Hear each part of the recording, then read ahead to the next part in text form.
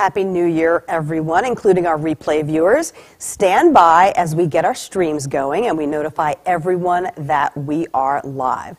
Today we'll be talking to IAM Government Employees Director Jim Price about the partial government shutdown, and Tracy Drummond from the William W. Winpisinger Education and Technology Center in Hollywood, Maryland. She'll tell us about her new position and how you can stay up to date on what's happening at the training center that we affectionately call W3. We hope you'll share your feedback in the comments section of this video. So we are just a couple minutes away, actually 1 minute away from the beginning of our show. Jim Price is sitting right next to me here, Jim, and you have a lot to talk to us about.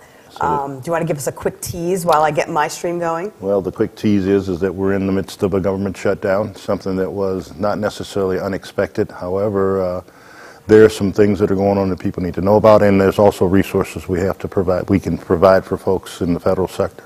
That's right. Well, as people join us, we do have information on our website, so we will give you that link, and we will show you some stats of people that are affected, including our members, IAM members, NEFI IAM members. Yes. So we have lots of information for you, and we hope to end it on a positive note. The positive note, we're hoping that the government opens back up, but we hope to end it on a positive note. From your mouth to God's ears. I know, right? Hopefully. That's what we're hoping for. So we are at 3 o'clock. So it's 3 o'clock. Activate Live starts now. Activate your voice. Fight for your rights. Speak up. Speak out. We're union and we're proud. Go Union. Live from Maryland, this is Activate Live. Welcome to our first episode of Activate Live for 2019. This is our weekly show allowing machinist union members and allies to activate their voices when it comes to organized labor and workers in general. I'm Tanya Hutchins, coming to you live from the Robert J. Kolaski studio at our headquarters in Upper Marlboro, Maryland. Now, the federal shutdown that began 11 days ago marked the 21st time since 1976 that the U.S. federal government has shut down. PBS reports the longest shutdown lasted 21 days. Now, no matter how often or how long these shutdowns affect not only the American people, but the workers who keep the government running day to day. Joining us now to give some perspective is IAM Government Employees Director Jim Price. Thank you for being here, Jim. I'm back again, and thank you for having me. We appreciate you coming in. First off, tell us as a worker, what is this shutdown doing to our U.S. federal workers? We've actually been reaching out to a lot of our federal employees and actually talking specifically about the impact that they're having.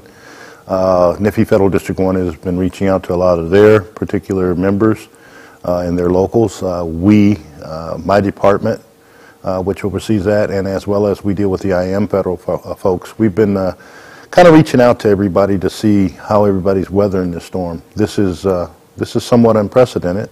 It's not a surprise. It's something that basically we all thought would possibly happen. However, it's the things that happen to people during these shutdowns that basically causes the concern. Not only the folks that basically deal with the services, I mean, you know, that go out and have the services that given to them by the federal employees, but the federal employees themselves actually really suffer just immensely in situations like this. You know, can you imagine making, you know, in the 20,000s, yeah, and having a paycheck end and having to pay your rent and having to pay your car payment, yeah, and buy food. Yeah. You know, most people in this country do live paycheck to paycheck. And the funny thing about that particular statement that you just made is that a lot of people think when they hear about federal employees that federal employees are all people who work in Washington, D.C. That's the furthest thing from the truth that there could be. Latest statistics show that 15% of the federal workforce works in Washington, D.C. 85% work across the country. Your friends and neighbors in the Midwest and the West and the South, some of those folks are federal employees. How many federal employees are we talking about here? Currently, right now, it's about 800,000 federal employees that are affected. 420,000 are working without pay. That means they are working today. 380,000 have been furloughed. That means that they have not, they don't have a job to go to. And they're coming from a number of agencies and departments, aren't they? Yeah, I think we got a list of those folks, those departments that are affected. And inside those particular departments, there's other subdivisions that are impacted as well. Yeah, we'll come back to the Department of Interior. If we go to the next list, you could see even more departments and agencies. Yeah. And we can come back to NASA in a minute as well. But the Department of Interior, for instance, houses the National Park Service. That'd be the Forest Service workers, and that would be out of NIFI Federal District 1. A lot of people will probably remember all of the fires that we had this year. It was NIFI IAM Federal District 1 firefighters that were out there on the front line. That's about 5,000 of them are basically furloughed right now, out of the 16,000 that basically in that agency that are currently off work. So God forbid something happens with a fire out in the West at this point. And are we still keeping tabs on what's happening with NASA? I know we're watching NASA closely. We basically are making we're reaching out right now, and I got some places where we're looking to try to figure out what's going on, because NASA's not funded at all. Cape Canaveral, the NASA Center in Houston, Wallops Island down in Virginia, Langley Research Center, Stennis Space Center, we're currently doing some checking with those folks to find out where they are, if in fact they've basically been furloughed, or if in fact they are working without pay. That was a big concern. And with those folks, those are service contract folks, some of them. And so they're not federal employees. If they are working without pay and they're furloughed, they will not have the opportunity to regain any of the money that they lost during the shutdown. And that can really destroy a life. Yeah. Well, livelihood. Yeah. It's amazing how this is all playing. And I mean, you know, the thing that I guess that I'd say is that it just seems like this administration, everything happens during a holiday. If you remember back May 25th, we had the executive orders that were put down, and then now you've got a government shutdown on the 22nd of December, right before Christmas time. I was watching our directing business representative for IM Federal District 1, Randy Irwin, and he basically made a statement about one of his members that they went out, they bought Christmas presents, and when the shutdown happened, they unwrapped the Christmas presents and took them back because they weren't sure if they'd have the money to basically survive the shutdown. We've got folks at the Coast Guard base in Elizabeth City, North Carolina. We've got two folks down there that are husband and wife team. One's a general schedule worker, the other one's a wage grade. Both are furloughed. I think they received their last check this week. They were actually handed furlough packages on the 22nd of December. See, that really puts a face to a furlough. Yeah. So it really...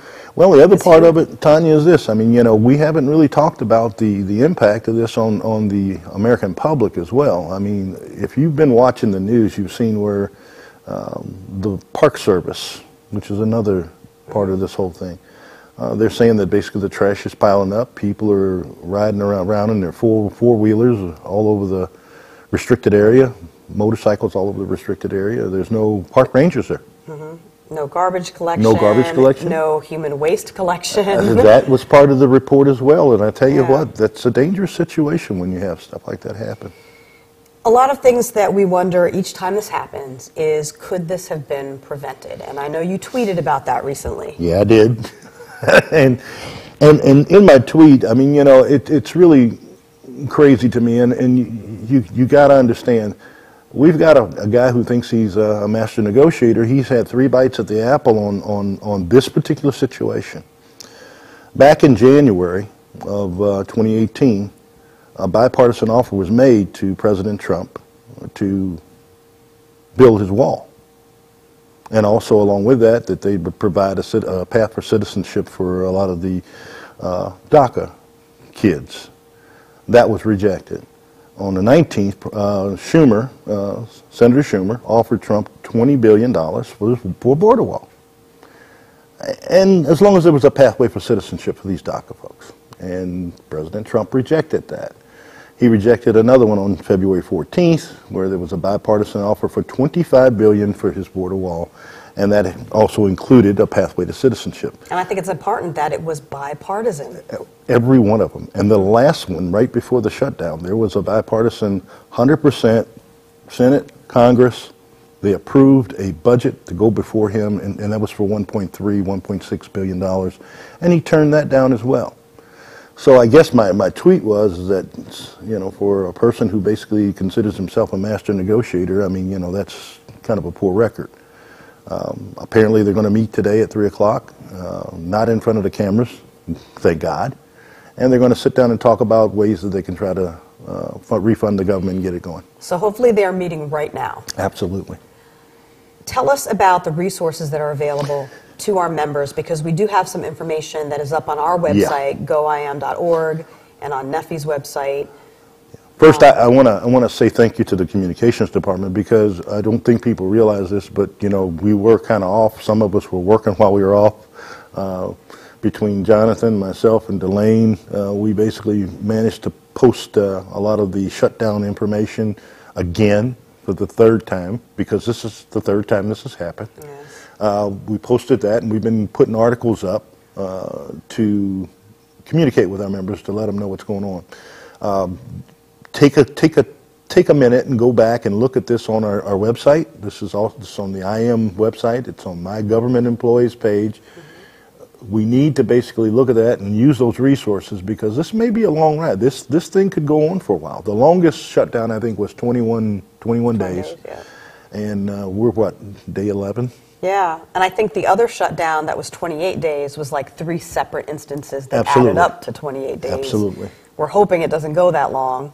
Yeah. There's some things that we're planning to do to get the word out. There's some work and some conversations about possibility of a rally. There's some information that we're looking for out of the Government Employees Department, also working in tandem with IM Federal District 1. We want to try to do what we can do to help our members. We're going to be there for you. If you need to talk with us, give us a call. That would be either IM Federal District 1 or here at IM headquarters. Again, thanks to the communications department, because we were able to get a lot of stuff out and put it up fairly quickly. And thanks to Jonathan Battaglia, our assistant director, and Delane Adams, our communications representative. Yeah. Thank you for getting the information to them. Yeah. And our international president has been tweeting about this as well. Yes, he has. So if you want to follow Bob Martinez on Twitter, you can. You can follow Jim Price, J Price, 322. 322. On there as well. Let's look at the comments really quickly.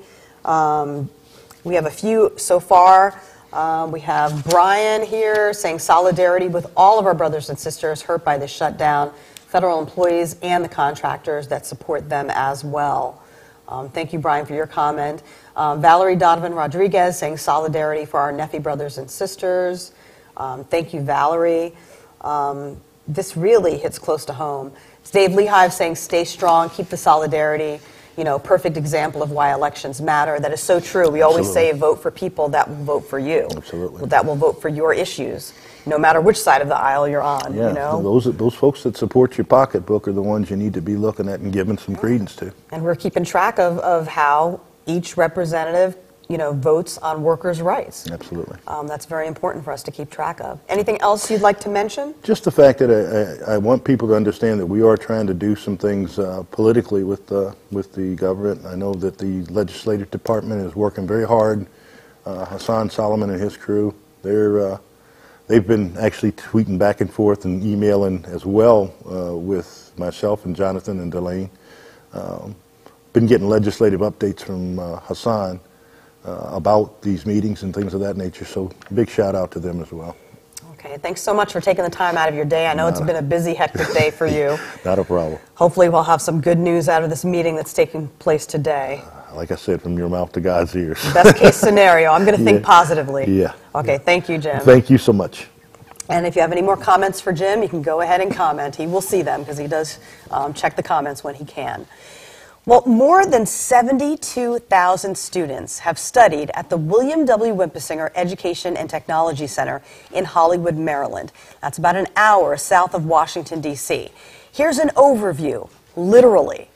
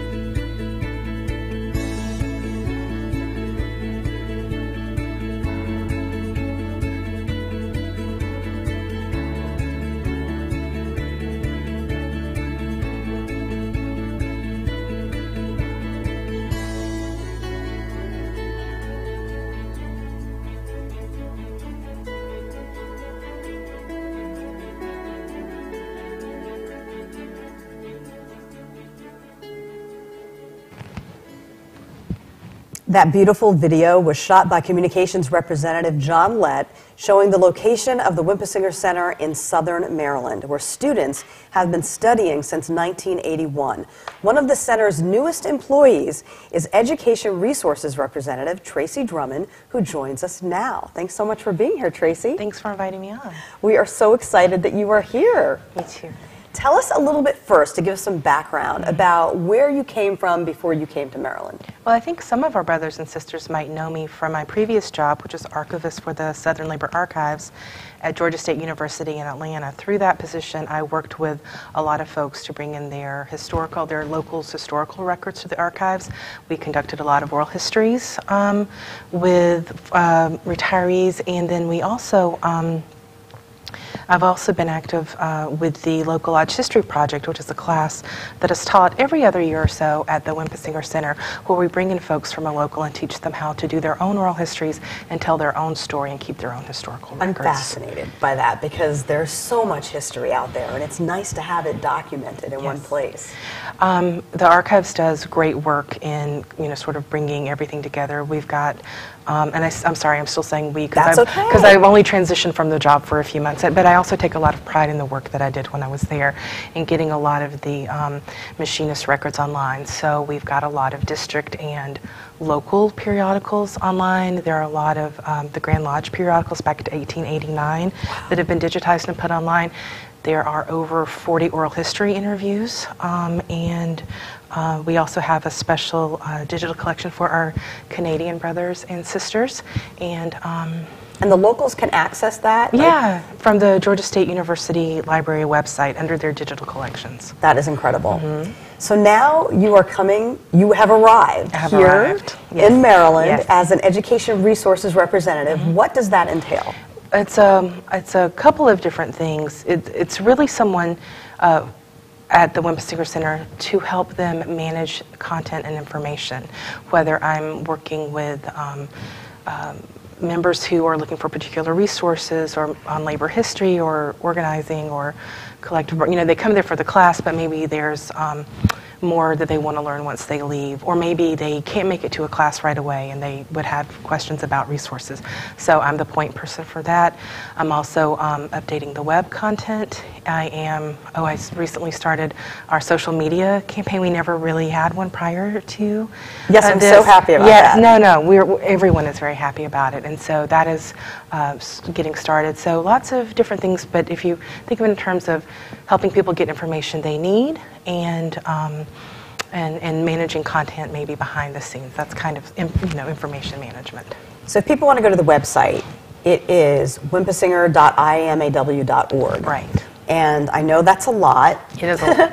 Winpisinger, so WINPISINGER.IAMAW.org.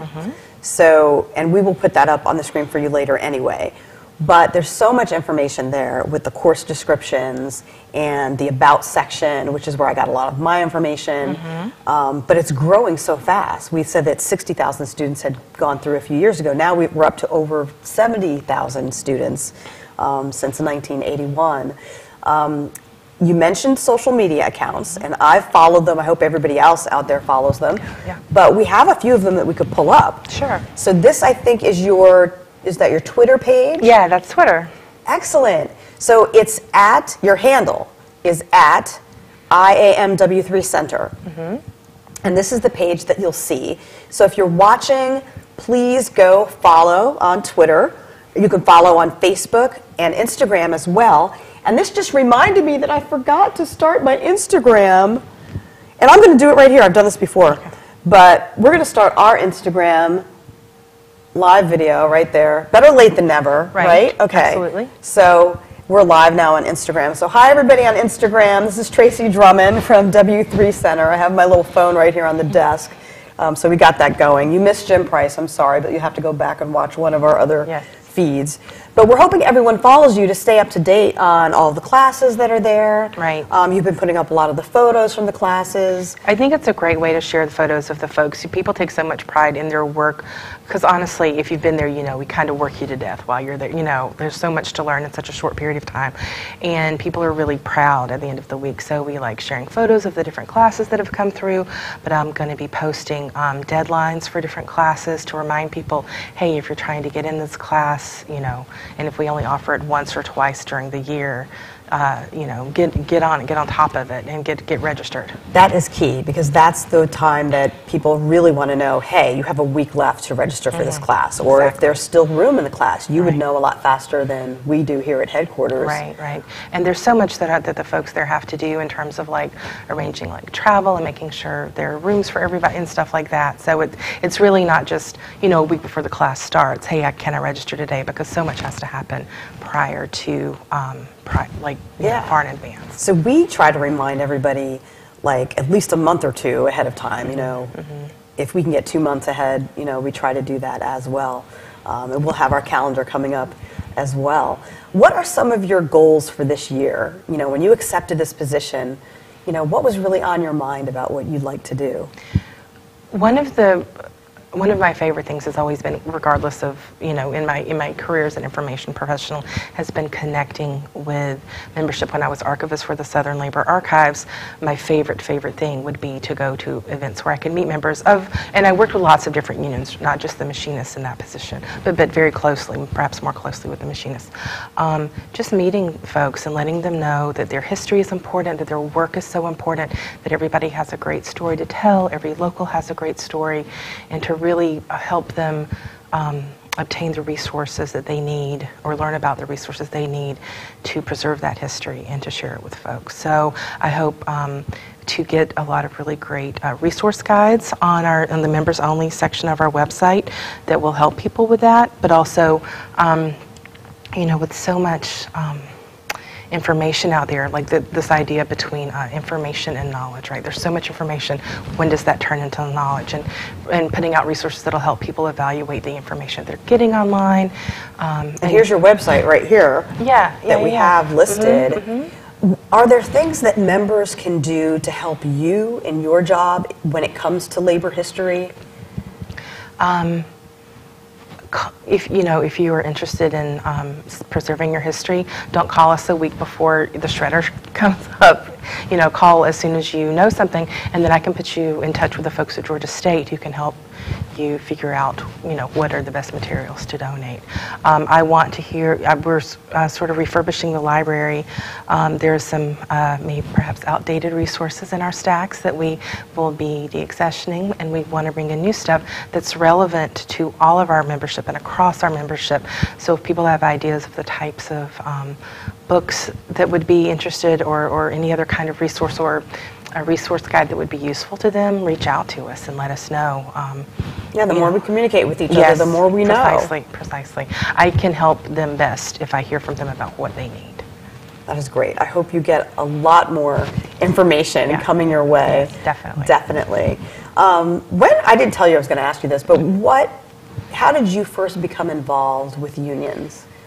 Actually, I became an archivist. So my path was, when I graduated with my undergraduate degree, there were no jobs. And so And what was your degree in originally? I have an art history degree with a minor in film theory and criticism. All right. And that's why, perhaps, there were no jobs. And they're great. They're great fields, but I wasn't ready to pursue them further. So I grew up near Athens, Georgia, home of the Georgia Bulldogs, and I had a lot of friends that worked at the University of Georgia Library, right? And they said, well, we've got some jobs that can come here. So actually my path was through libraries and archives. I ended up getting my master's degree in information science.